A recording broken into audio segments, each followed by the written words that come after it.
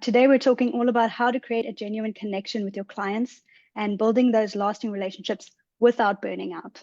So ClinicSense, here is the deal. We are your all-in-one practice management solution, and it is our mission to help you run and grow a successful massage business and wellness business. What makes ClinicSense unique is how easy it is to use. It's actually been rated one of the #1 ease of use software for 4 years in a row by Capterra. And on top of that is the amazing customer support and all the awesome tools you have to simplify running your business.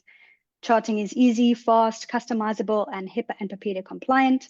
Scheduling is simplified for both you and your clients. Invoicing, payments, and reporting tools help you feel confident about your finances. And the marketing tools will help you build and maintain really strong relationships with your clients. I'm sure we'll get into that a little bit later today. They also help you increase your client retention and manage your business reputation. If you're not a customer and you are intrigued to try it, we do have a 14-day free trial. Give me a shout in the comments and we'll help you get you signed up. Right, next onto the task at hand. I have the pleasure of introducing Melissa, our guest. Melissa built her massage therapy career on the foundation of a bachelor's in social work and was then certified in a therapeutic massage and has been practicing for the last 27 years. She used savvy digital networking, technology, and relationship building strategies to build her practice and led to quite a rapid success. I can't wait to hear more about that. She continues to adapt and grow, building her community and accumulating resources to help fellow massage therapists thrive. We'll get into a bit more of Melissa's history in a minute. Just to go through what we'll talk about today, we'll start off with what is rapport, what is client rapport. We'll then move on to how to build a genuine connections while maintaining healthy boundaries. We're all talking about boundaries these days. I can't wait to get into that. It's going to be a good one to discuss. We'll talk about how to keep your clients coming back, how to make clients feel heard, and also the therapeutic relationship. We'll have a Q&A session afterwards. So if you have any questions, please feel free to pop them in the chat throughout. But we will have a session right at the end where we can take all your questions. So without further ado, thank you, Melissa, for joining us today. I'm so excited for today's talk. Your background in social work and your transition into massage therapy is so interesting. I'm excited to learn more about that and learn from your perspective. But before we get into it, would you mind sharing a little bit about what brought you into the massage industry? And also you spoke about how technology and ClinicSense has helped you grow your business. I'd love to learn a bit more about that. Of course. First, I wanted to thank Nicole and Stephanie at ClinicSense for bringing me in, asking me to do this, and also Sherpa-ing me through the whole process. They made it very easy. And I also wanted to thank Scott Raymond, who's my partner at Stronghouse Continuing Education, because he's given me the platform to teach, and specifically to teach massage therapists how to use digital technology in their practices. So I started off as a social worker, graduated with my BSW a long time ago, and I practiced first as a crisis counselor. And boy, do you have to establish rapport in the first few seconds with things like that. You come on a scene, people are actively in crisis. You have to assess, you have to adapt and meet them where they are and help them trust you very quickly. So luckily, the massage room is not nearly as dramatic. And so you have a little more time that you can get to know your clients and establish that trust, because they're about to be in a very potentially vulnerable situation with you, physically vulnerable. And we are considered the experts. So they are looking to us for help with to improve their health and their mental health and all of those things. So it was a pretty easy transition in that respect. I had always been drawn towards, I think this is a common story, like giving people back rubs, little massages on the shoulders, and so I always enjoyed that. And I knew going into social work that I might need a backup plan because it is a high burnout career. I made it 3 years. And I decided to change careers because I started getting massages regularly as a social worker. And it was such a great experience. And it was absolutely on my short list for, if I'm going to change careers, this is what I'm going to go into. So I checked out the local schools in Phoenix, Arizona, and I ended up going to Phoenix Therapeutic Massage College. They had a fantastic program. They were a mom and pop style massage school. So small, really dedicated instructors. I ended up doing their 1,100-hour program. I wouldn't, yeah, it was fantastic. And so I kind of thought I'd have a built-in client base with all of my coworkers from social work. And I found out quickly that that was not true. So I did need to build my client base. And it wasn't until, let's see, I practiced in Phoenix for about 5 or 6 years. Then I moved to Sacramento and I worked there for about a decade. It's when I moved to Washington, D.C. is when I really shifted gears into using digital tools in my practice. That's when I upgraded from a BlackBerry to an iPhone because I wanted to start using the apps that were available on an iPhone that were not available on the BlackBerry. I wanted to be able to take credit card payments, do scheduling, that sort of thing. In between there, I had gone from my, started with a pager. That gives you an idea how long I've been doing this. Went to a Nokia phone where you could sort of text. Eventually upgraded to a BlackBerry. From there, I got a tablet. And then finally, when I got to DC, I got the iPhone and really launched more into a functional digital presence to help build my business. Amazing. And how was that journey? How have you found it now, after going through all of that? And how do you find it now? Do you feel like it's second nature to you now? Do you feel like you recommend it to people, or yeah, how's your experience now? Absolutely, absolutely. It's there whether you want it to be or not. We are using digital tools. Yeah. We're using our phones. We're communicating with our clients that way. I know a lot of therapists are still on paper and pen for their scheduling. And I'm not telling anybody they have to do anything, but I love answering questions about what's available so that they aren't scared of it and that they don't have these preconceived notions. I was with another scheduling system for about a decade and recently changed over. So I'm a newbie. Scott's been doing this for 10 years. He's been with ClinicSense for a long, long time.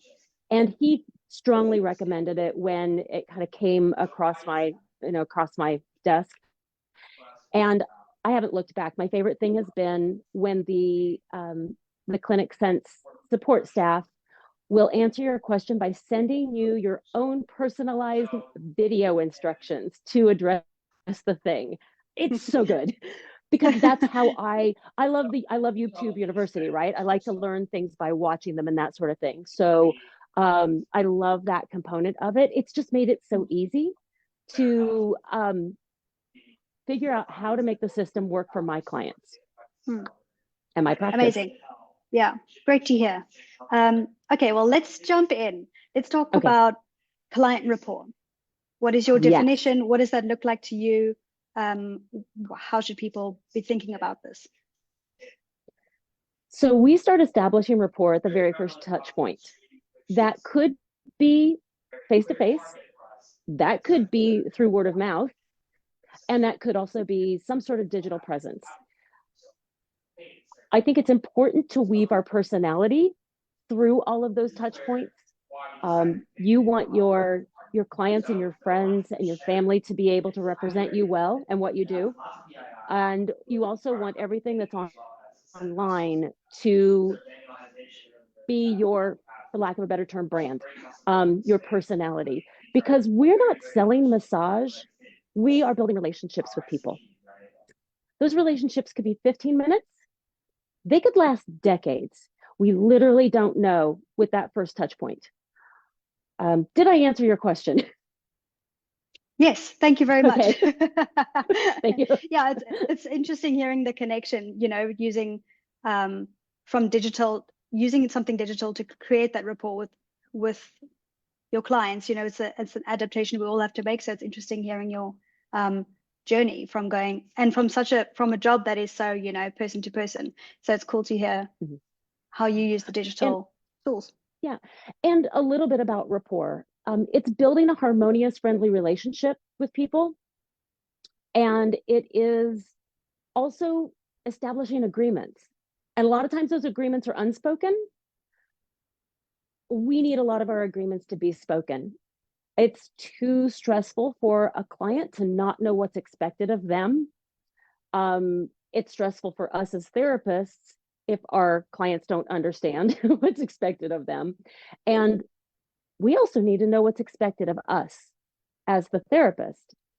So creating that two-way highway of communication back and forth between the therapist and the client is really important. I hear oftentimes therapists are frustrated by things like cancellation policies and those sorts of things. And I think some of those harder conversations, ClinicSense helps you have them, because there are things in place to make sure that the clients are getting the information before they show up. They're getting their client forms before they show up. They have to agree to the cancellation policy. So some of those pain points, the people-y things that aren't so fun, you can really automate them. And I think that's a fantastic part of having the practice management component of ClinicSense and being able to push that information out to our clients.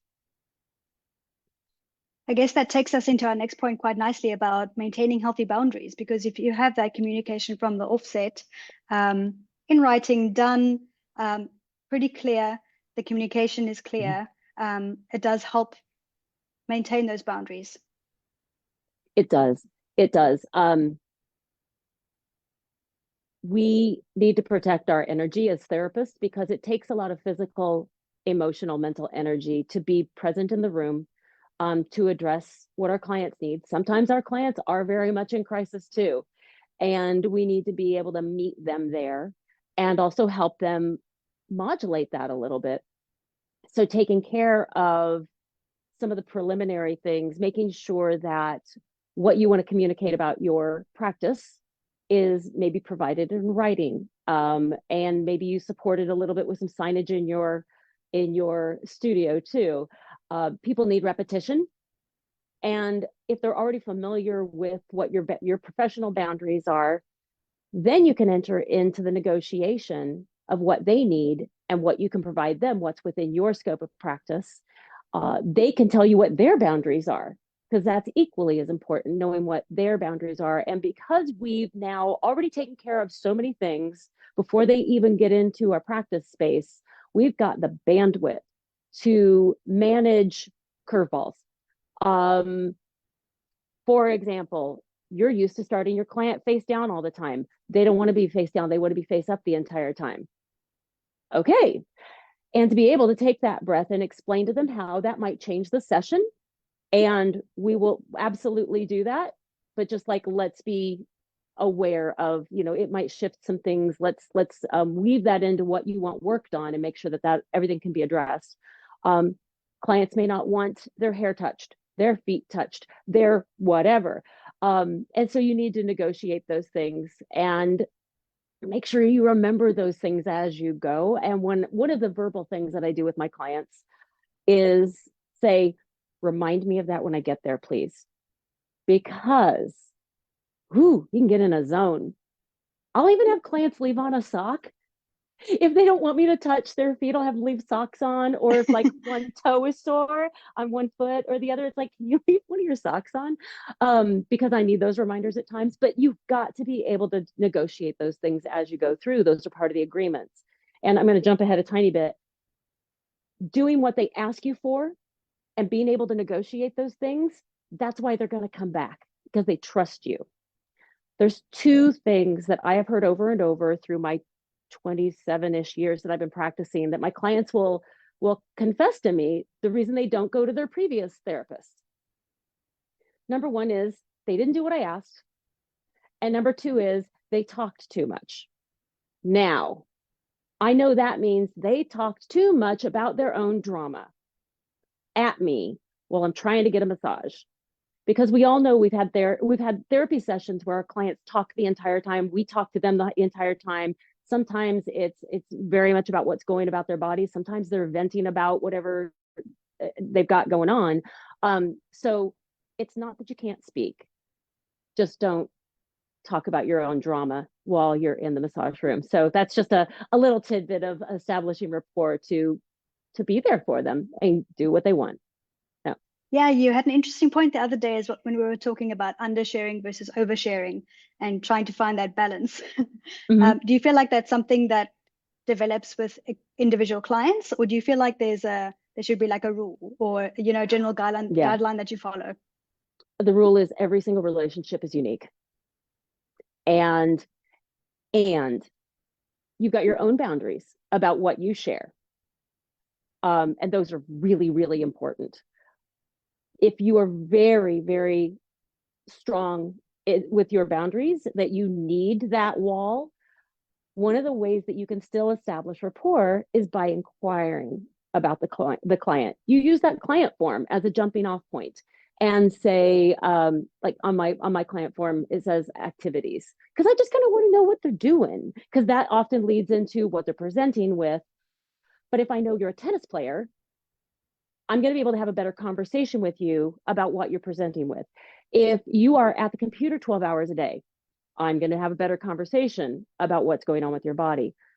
So for those of you who really don't want to share any of your stuff, you can ask those questions. They feel like you are invested. Now, if you do like to share a little bit, you can go, hey, I play tennis too. Very cool. Could be that. You could get into a very spirited conversation about tennis. I don't actually play tennis, but I've got some incredibly passionate tennis playing clients. So that's why it came to mind. So every session is going to be different. Every client is going to be different. And that's why establishing this sense that you are there to help them. You are a safe place for them to, they can complain their heads off if they want to. Clients are like, oh, you don't want to hear this. I'm like, no. This is the place that you're supposed to be telling me how your body feels. This is the place that it's safe to complain about all of it. My personality is kind of big in the massage room. That being said, I have clients that were absolutely silent the entire time. It varies. The spectrum is very wide. But you need to make sure that you're holding on to the resources that you need so you're not utterly depleted at the end of the day. You should not be wrecked at the end of the day. There's hopefully, there's an idea that there's a lovely energy exchange that's happening in the room. I think it's energetic. I think it's verbal. And hopefully you're building that energy in the room and not just giving the energy in that room. So did that cover? Yeah, covered Okay, covered good. and then some. Yeah, I guess you kind of touched on burnout as well, and I know that burnout looks different for different people, and you might not recognize you're burning out as well if you're in a situation, with your clients throughout the day, you've got a fully booked day back to back, you're giving energy loads. Here comes the end of the day, and you're feeling like, wow, you really are burned out. What do you feel like people can do to kind of prevent that, and how can you recognize if that's something that you've been Yeah. struggling with in the past? One of the best tools I found is being able to manage my schedule online, because I can determine what's available to my clients. I can have, like, I generally don't start until noon. That just works for me. I do my administrative work and all my other stuff in the morning, and then I'm happy to work from noon to 8ish. So making sure that what's available on your online schedule really does fit for you. I also keep an eye on how many sessions I'm doing per day. That's decreased for me. I found that during the pandemic, after about a month away from the table, my body stopped hurting. I'm like, oh, okay. I was working too much and I was overtraining. So coming back out of that, I've realized I have different limitations. I am much happier at the table all the time now because I'm not doing that fourth or fifth session of the day where I'm clock watching and I'm exhausted. I've definitely heard from clients or from therapists that they're afraid people are just going to be able to have full access to them if they have online scheduling. And that is so far from the truth. My clients are even more respectful of my schedule when they see it online versus when I'm having a conversation with them or texting with them about scheduling. So I think that's one of the most important tools for avoiding burnout is managing your schedule. And and listen to your body. Yeah, it's nice to be able to rely on the technology as well. Like this is my guideline. This is what I'm doing. This is how much I know I can do. So yeah, it's helpful to use the tools that we have available. You spoke a bit about how your boundaries changed after COVID, or after. I guess that goes through. I had the same thing in my massage career. Like it changes as you work longer. You don't want to see as many clients, or your boundaries change, and what you want to do changes. What is your advice for therapists who are going through that change, and to communicate that change to your clients without pushing them back or feeling like you're going to change the relationship with that client? Okay. So I'm on this end of the spectrum with my career. So for those of you who are new in the career and just starting to use digital tools and practice management software, hang on, we'll get there. But for those of us who are really trying to, like, I am working on fewer and fewer and fewer clients, because after the pandemic, people came in for longer sessions and more often. So now I think there's 900 people in my database, and I work on 50 now. So I've worked on 900. Well, I mean, those are sometimes gift certificate purchases and that sort of thing too. But generally, I work on 50 people. I know them. They know me. They know I hate saying no, but I have to, because I've literally expressed that to them. Yeah. Sorry, I may have went a little far afield. Can you repeat what you asked me? Oh, that's fine. Oh, I've even forgotten now. If you've changed your, if your limits for what you wanted, how much you want to work has changed, and you've had clients before that are used to being Yes. able to message. I mean, I Thank guess you. this goes into communication as well. Like, how do you change that? Yes. I have gently fired a client because it was someone I didn't wish to work with anymore. Because I had to cut somebody, and just through my process of elimination, and I wrote them a lovely email and made sure that it did not seem that I was firing them, but that it was for me and my self-care, that I had to decrease the number of clients that I was working on, and gave them referrals. So that was one way I managed that. I did do it digitally. I did do it on email because it made that conversation easier. Yeah, I mean, it depends on the relationships that you have with your client, but I mean, use your tools. And I found that was a lot easier to do it that way than to do it face to face. And by communicating with my clients during the pandemic, I explained my epiphanies. Said, hey, guess what I figured out? And that was kind of how my emails start half the time. Hey, guess what I figured out? They all know that I don't hurt anymore, because I make sure to tell them that, because I also want my clients to know that they can make changes in their lives and they can have good boundaries. We got into this because we want to help people, and it's so cheesy, but you can't do a good job. I know, but you can't do a good job of it if you're not taking care of yourself. And if you're annoyed with your clients, you're going to be annoyed with everybody at home too, right? Because the bandwidth is gone, the fuel tank is empty.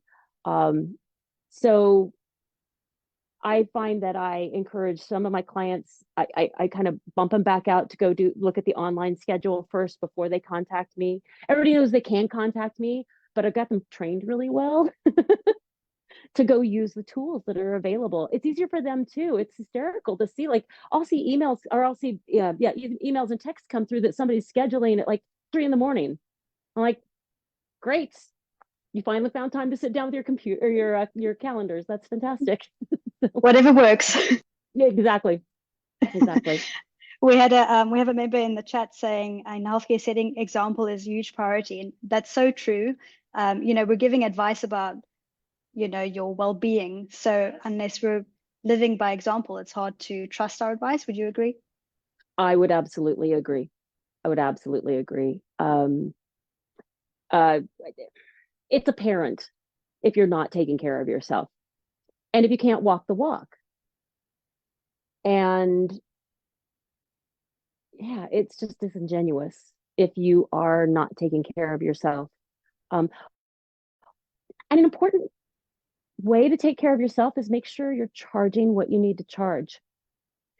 Um, a good rule of thumb, if you're so busy that you're turning people away, it's time to raise your rates. And that's a really uncomfortable conversation for a lot of massage therapists. But you will hear it over and over again. And I was actually teaching a class one day virtually. I said that out loud and I dropped my head into my hand and went, yes, everyone, I just heard myself say that. Oh no. I'll be raising my rates. Yeah. Because I'm talking about having to turn people away. I'm like, oh, yeah, practice what you preach, walk the walk. Yep. So showing that to our colleagues, showing that to our clients, and my clients value what I do. If they don't, they can go find a less expensive massage, and that's fine. You want the people who value what you do. Exactly. I think this takes us quite nicely into our next point, which is to talk about retaining clients. And I'm sure this is how you retain clients that you resonate with, that appreciate your work and trust you, and how you build those genuine connections with your clients. Right. What else do you think people could do while maintaining healthy boundaries to keep people coming back? Yeah. So I've been digging around in ClinicSense, and there's all kinds of fun tools that I don't get to use anymore because my client base is getting more condensed. I'm refining it. But I keep thinking of, ooh, if I move, when I move, like when I build my practice again, those birthday reminders, the availability reminders are amazing. The fact that the system goes in and it picks out all your availability and sends an email to all the people you wanted to send to, and you don't have to keep a running list in a note in your phone, or you're not having to do the texting back and forth with people. I'm always terrible about keeping a cancellation list.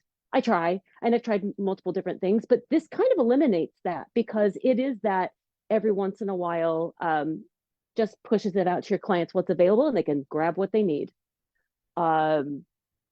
Let's see what else is going on over there. I e-blast regularly. I emailed to my clients regularly through the pandemic just to let them know what was going on, give them self-care advice. I tried to give them information, as well as sharing a bit about what I was doing. And I know there's something else in that list of, there's the birthday reminders, there's the availability. Can you help me out, Nicole? There's the emails and marketing. There's someone in our group. All right. I'm in. Somebody else is in their computer. Yeah. I mean, in my brain, I can see that little list over there to the left, but the rest of them aren't coming to me. But I mean, yeah, they're all the things that keep us top of mind. Way back in the day, I'd have a chunk of time open, and I would call my clients to remind them, but I always called wherever I figured they weren't. So if it was in the evening, I'd call their work phone and leave a message at work, because I wanted to softly remind them. So I was kind of avoiding, like, hi, Sue, what's going on? Ready to get another massage? And if it was daytime and I thought they were at work, I'd leave a message at home. Now our clients get the emails, or they get the text, or they get to, but you still want to remind them. And because you can text or email, that's really nice too, because then you're meeting them where they are with the way that they communicate most regularly. They may not look at their emails after work, period. So getting a text from you, hopefully you're a priority, and you get through that their professional boundary, and your information is landing in a way that they're going to get it. We had someone in the group saying newsletters.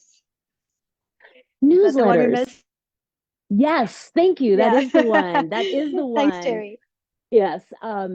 So that also speaks to, I used to piecemeal my system together, right? Had my online scheduling, had my e-blast system, Schmidt.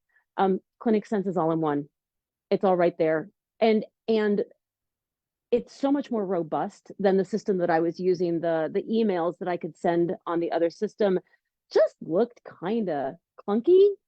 And so I like the design concepts, the templates that are available with ClinicSense.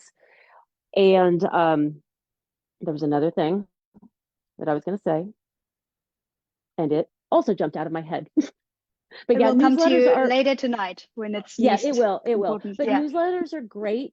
You want to make sure, again, that your personality comes through to a certain extent and that you're giving them useful information and actionable things that they can do for their self-care. And for instance, if you know all your clients are kind of geeky and they like the sciencey stuff, give them sciencey stuff. But you can hit lots of different points, just like you'd be reading the front page of a newspaper. Different eyes are going to be pulled towards different components of that.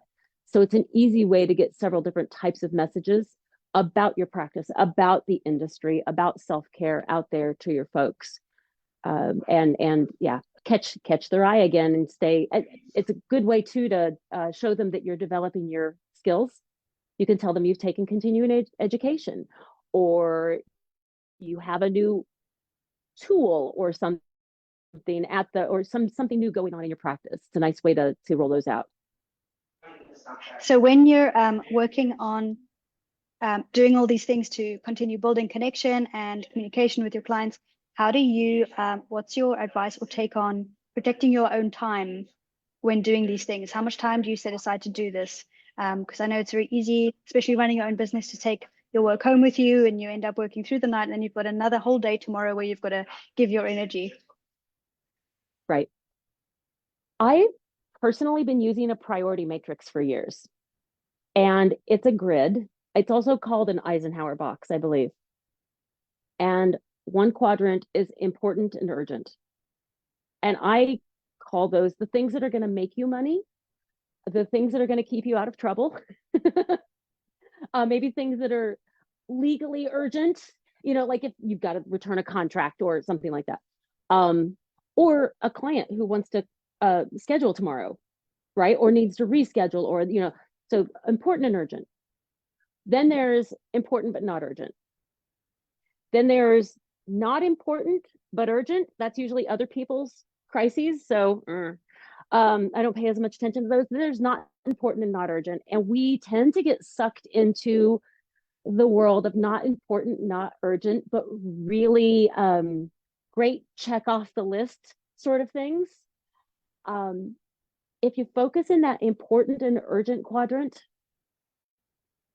the business builds.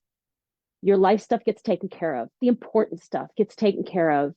And then if you've got spare time after that, you can choose however you want to use it. You're likely not going to go play around down in the not important, not urgent quadrant. You're hopefully going to go take a walk or spend time with your family or go cook a great meal or something, or go on vacation. But not getting bogged down in the minutia that doesn't really need to be done, because so much stuff is thrown at us, so many opportunities. I keep the social media dial turned down really low for me, because it can steal time all of a sudden. So that's one of my boundaries, is I try not to, I know we're on Facebook, but I use it as a tool. I use it as a tool to build business, and then kind of shut that down. But yeah, I think it's important to figure out what your boundaries are, what tools you need to put in place, what limits you need. And if you don't work certain days of the week, don't work those days of the week. If you need to be home by X amount of time, make sure you stop your client early enough that you can get home and do that thing, because rushing home and landing frazzled and frustrated isn't good for anybody. And yeah, we owe it to everybody else in our life. On that note, though, of being on time, I know I have time management issues. I'm very honest with every client when they walk in the door. I tend to run kind of skin in my teeth. I will communicate with people, text. If that is going to cause them anxiety, they may want to consider finding another massage therapist. Now, this is right from the get-go, because I know this is me, not changing. And as long as that's okay with them. But that's me negotiating with them from the get-go, right? To make sure that we're not just setting ourselves up for failure later because they get so frustrated with me that now they're angry on the table. Nobody wants that. No, no one wants that. It's so important, I guess, to, as you're learning your own boundaries, to remember to communicate them from the start. If you're taking a new client on, what does your consultation look like? How do you set your boundaries? What's your communication like to set your different types of boundaries with someone new?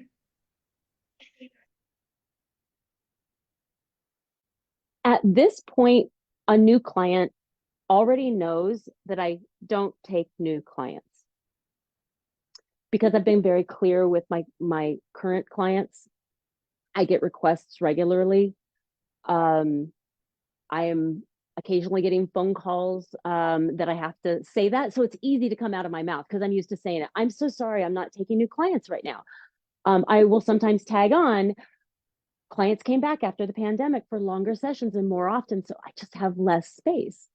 So they know ahead of time that it's not going to be particularly easy to schedule in with me, setting expectations. From there, though, it's the client intake. Oh, I do explain my space to them like they've never gotten a massage before. Because I don't know, without going into too much question and answering with them, you can't really know what their experiences for massages have been. So I shortcut that by giving them the tour of the room. And I literally use big arm gestures. Like, you're going to be face down. This is an important one. You're going to be face down on the table. And then I show them a couple of bells and whistles on my tape. You're going to be under the sheet. And these insert hand under sheet. I do exactly. Yeah. Because they're in a new environment, and my room's got some interesting artwork and things like that going on, right? So they might be a little visually distracted. They might be trying to figure out where their clothes go. So I go, this is your area over here. You can put your clothes there, wherever works for you. Everything on that shelf is for your use. Then we go through the spiel of their intake form. And then let's say it's taken us, some intakes have taken me a long time. I put a good amount of time in between the sessions. Some intakes take longer. If they're a first-time client, I will say, so this is where your massage starts once you get on the table. Because I don't want them thinking that they're going to get a 45-minute massage because our intake took longer. So that's also important. Now their expectations are set that they know they're going to get their time on the table. But yeah, I find but act like they haven't gotten a massage before. Undress your level of comfort. It doesn't matter to me what you leave on or what you take off, as long as you're comfortable. I used to also add, I don't care if you wear a snowsuit, we will work with it. Because it's a little bit of levity, because again, that's my style and my personality. And I think it makes people feel a little more at ease, because the big question, do I leave my underwear on? It's a big question in that room, not to us, but oftentimes to them. So remembering what it's like to be a newbie is important. Yeah, important to put yourself in that situation. What am I looking at? What am I feeling? What should I wear? Where should I go? Yeah. It's good to. And on a side note, get on your table. Everybody get on your table at some point in time. Know how it feels. Know how that face cradle feels. How do your sheets feel? Is there a vent blowing on your client? Is all the music just coming from one side? Like, all those sorts of things. You got to make sure you actually know what it feels like to be in your space as them. And those little things are what people remember as well. You go to a treatment, you remember, oh yeah, but my one foot was a bit cold. You do. So you try to anticipate as much as you can. Hopefully your clients are going to give you feedback. Clients have been great about giving me feedback about the new system, because I think I've been with ClinicSense going on a year now, and they'll come in and they'll tell me, and most of it's been good. Some of it's been, I don't quite understand this. And when I'm hearing that once or twice, I then email out to my clients. I'm like, hey, I've been hearing from you guys. Here's how this thing works. And I just, once again, made my own appointment the other day in the system, so I could again see how does it land with me? How does it look on text? How does it look in the email? That sort of thing. So I remember, so again, I need to experience what that is from the client's perspective so I can address it. And then we can also give feedback to ClinicSense if we have suggestions. Bring it on. That's been amazing, the changes that I've seen. It seems like the ClinicSense staff have been incredibly responsive to what people are asking for, but not only that, explaining why it can't happen. And that was really insightful. I was reading through the Community Hub one day, and there was something that had shifted. It was something that existed before my time with ClinicSense, and it shifted. Maybe it was removed, and the ClinicSense folks came on and really clearly said, this is one of the main things we were getting complaints about. So yes, it worked for some of you, but it didn't work for a lot of you. And we were spending a lot of customer service time on this one thing. I'm like, oh, that makes sense. Okay. That makes sense. Yeah. All comes down to communication, doesn't it? Yes. So explaining to your clients why you have added or retracted things, and I explained to them why I changed scheduling systems. Yes. I know you wanted to cover the concept. Yeah. Yes. Yeah. I know you wanted to cover the concepts of agreement, understanding, and empathy. And I feel like we covered quite a bit of that now. Is there anything that you feel like we missed? I don't think so. I really wanted to make sure that folks take care of as much as they can through their scheduling system, through their automations, through signage in your space, so that you've got the bandwidth to manage the curveballs, so that you've got the bandwidth to be really present with the client, and that you can avoid as many awkward conversations as possible. Nobody likes having the cancellation policy conversation. Tipping conversations, right? I made sure when I took tips, I don't anymore, but when I took tips, I made sure before they left that door that they knew the spiel was, I don't expect you to tip. This was just for me. I'm not saying anybody else needs to do this, but I made sure it was really clear. I don't expect tips. It's lovely if you do. I would rather you come back regularly than tip yourself out of another session. And I left it at that. So then they knew the clarity of my expectation. They could make their decision. They weren't getting a better or worse massage if they tipped me, because it's after the fact anyway.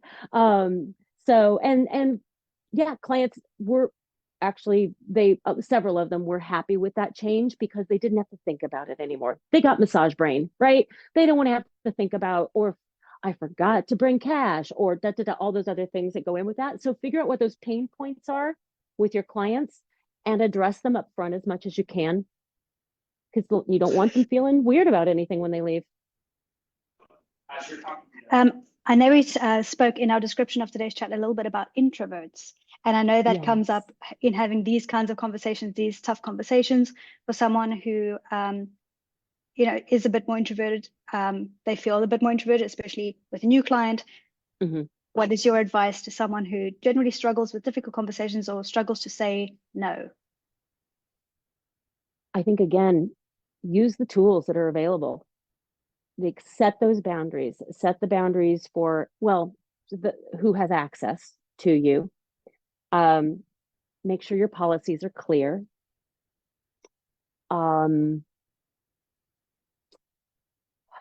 Practice your conversations if you need to with a trusted colleague so that it becomes easier to say it.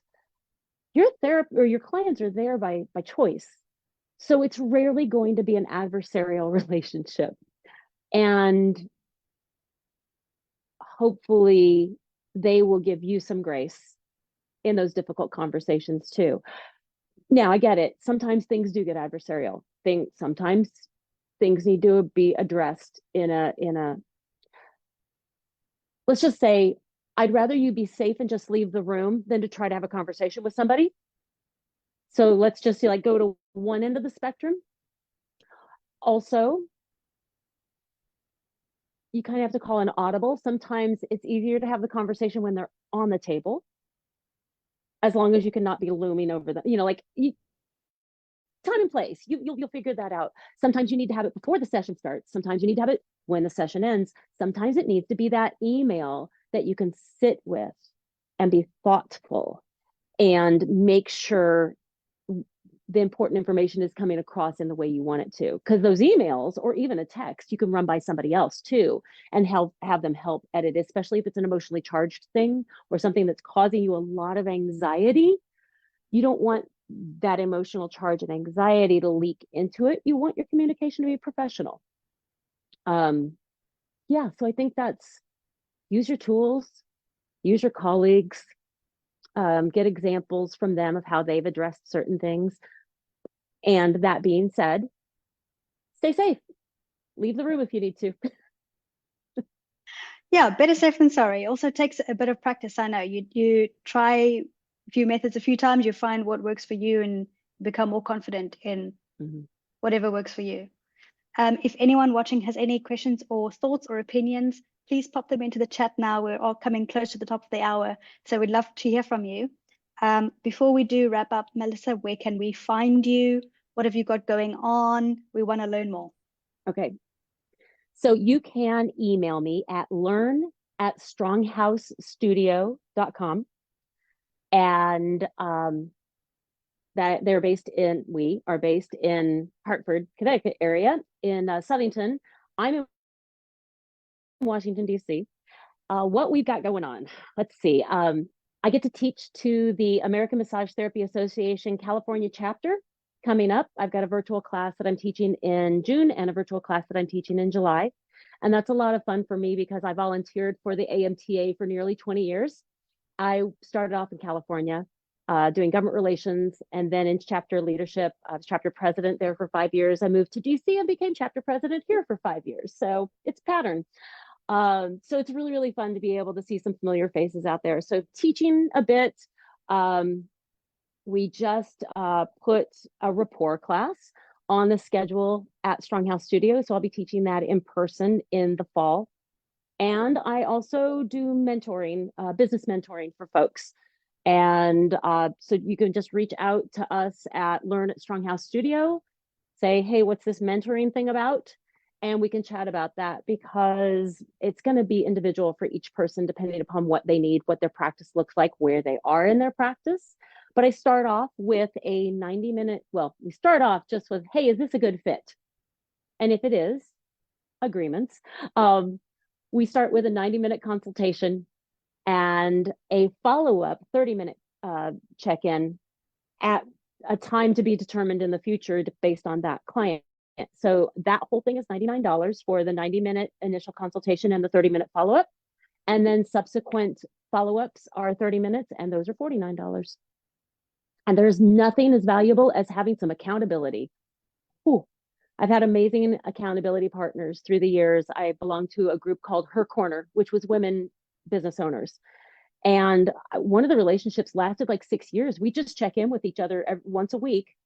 And sometimes, especially during the pandemic, we had some more intense virtual hangouts because we just needed that company and that sort of thing. And so accountability is invaluable.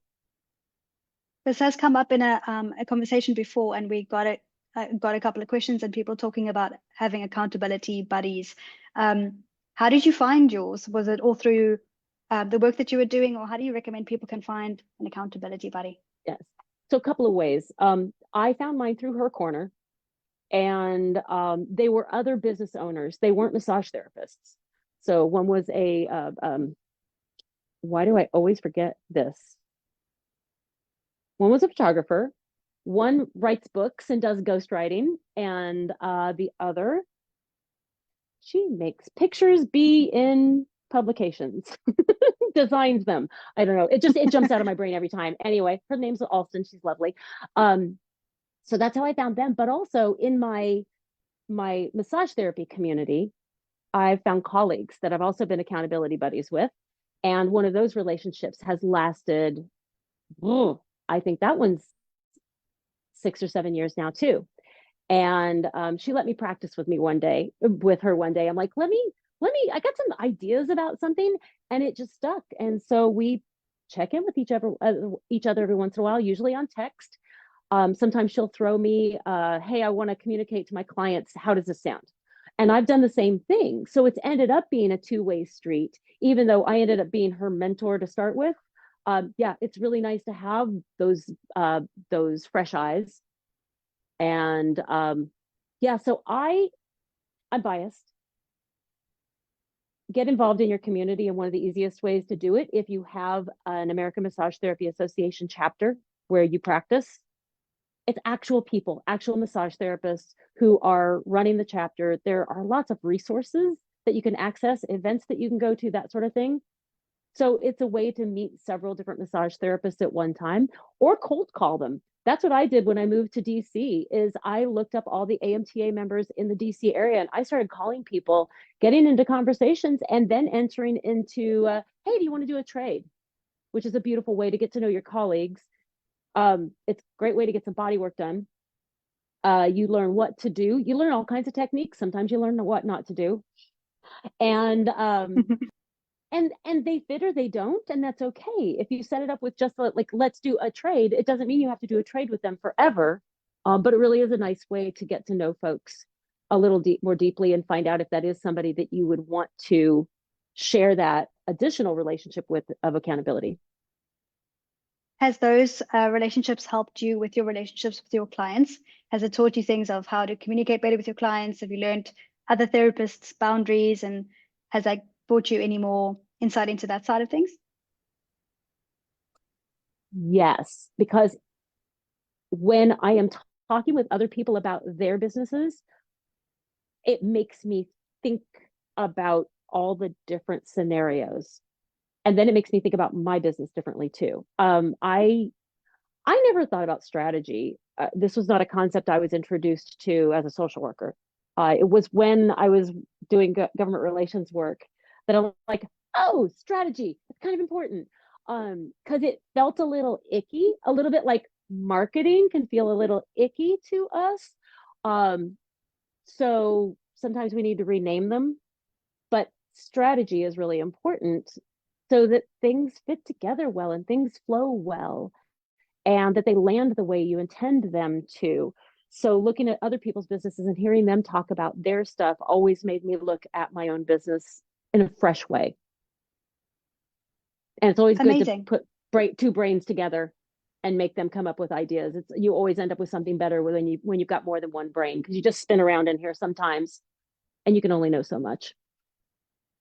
Yeah, great advice. Two brains, more brains, better than one, and also gives you the time to, practice what you've learned with your clients, and over time you develop what works for you. You do, yeah. And the photographers have to work with their clients, right? So we talk about how my friend Rebecca, like, how are you communicating about this kind of job that you're wanting to do? How do you pull those clients in? And that would always inspire me of new ways to pull clients in for my own practice. So People steal people. steal everybody's ideas. Don't reinvent the wheel. Steal everybody's ideas. All right, if no one watching has any other questions, I think we're just at the top of the hour. So I want to thank you so much for joining us. Hopefully we can do this again. I feel like we only, scratched the surface of so much to talk about, how, building relationships with your clients, and it's just such a big part of our job. It is our job, essentially. So thank you so much for sharing. Appreciate you. Thank you so much. I really enjoyed digging into this even deeper, and definitely looking at it from the perspective of the introverts out there. I have a soft spot in my heart because some of my best friends are, and they have schooled me. So I'm trying to bring that knowledge forward and help folks out, because you don't have to be a big personality to be successful in this business. And it's going to help you a lot to be able to communicate clearly. Amazing. Thank you so much. I will drop all of your information into the chat. If anyone is interested in any links or any of the courses that you're doing, I'll drop it in the chat after this, so anyone watching can have access to it. And I think I'll just thank you once again. Have an awesome day. Thanks for everyone for joining.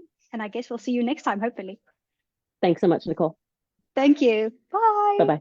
Bye.